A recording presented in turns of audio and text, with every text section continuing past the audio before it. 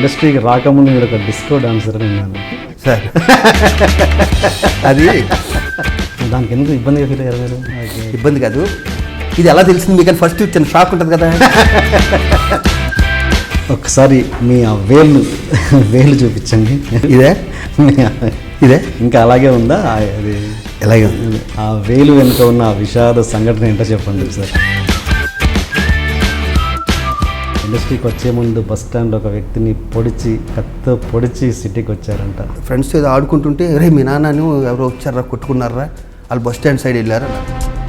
ఇంటికి వెళ్ళి కత్తి ఇంటికి వెళ్ళి వంటింట్లో ఉండి కత్తి తీసుకుని డైరెక్ట్గా బస్ స్టాండ్ దొరికేశాడు.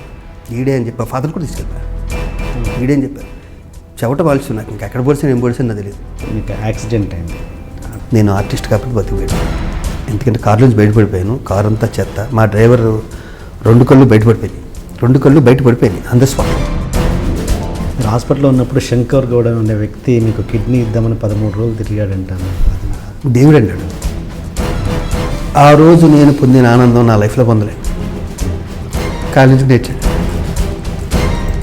ఇక మరి మూడో యాక్సిడెంట్, మా మదర్ ఫాదరు టీవీ ఎక్కారు. మా అబ్బాయి మమ్మల్ని చూసుకోవట్లేదు.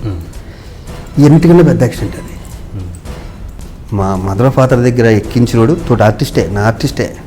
వాడి దద్దరం అంటే వాడి జీవితం అంతా ఇలాగే అయిపోయింది. అలాగే వెళ్ళిపోయాడు అందరికన్నా ముందే.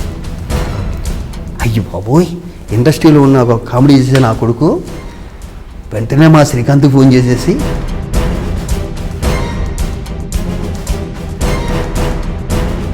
మాస్కులు తీస్తారండి.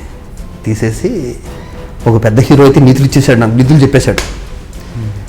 కావాల్సిన నీతులు, తల్లిదండ్రులను ఎలా చూసుకోవాలి, ఎలా చూసుకోవాలి. నేనేం మాట్లాడు. నాకు ఆ క్షణంలో ఫోన్ చేసింది ఇద్దరే.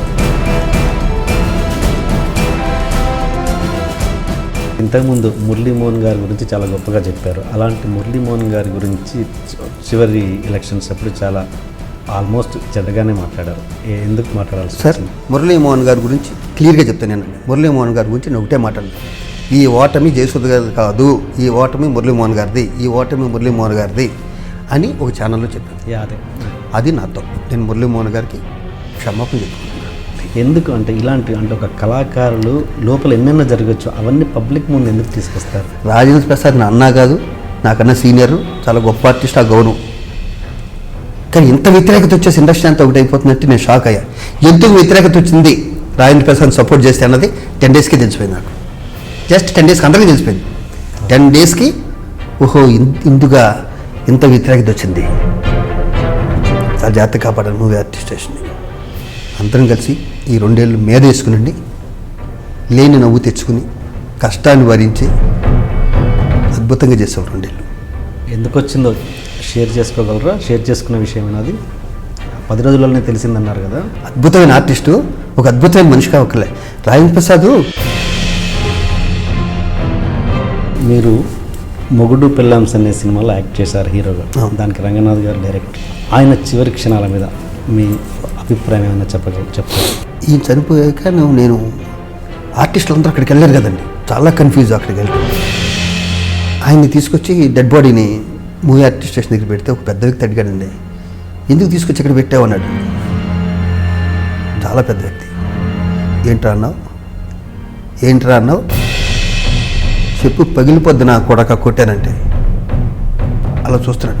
అతని ఉద్దేశం ఏంటి చెప్పమంటారా? ఆ చెత్త నా కొడుకు తెలియద్దండి ఆ మాట అనే ముందు. నాకన్నా గొప్ప నటుడు, నా కాలు గుడ్డుకు కూడా సరిపోడు ఎదవా.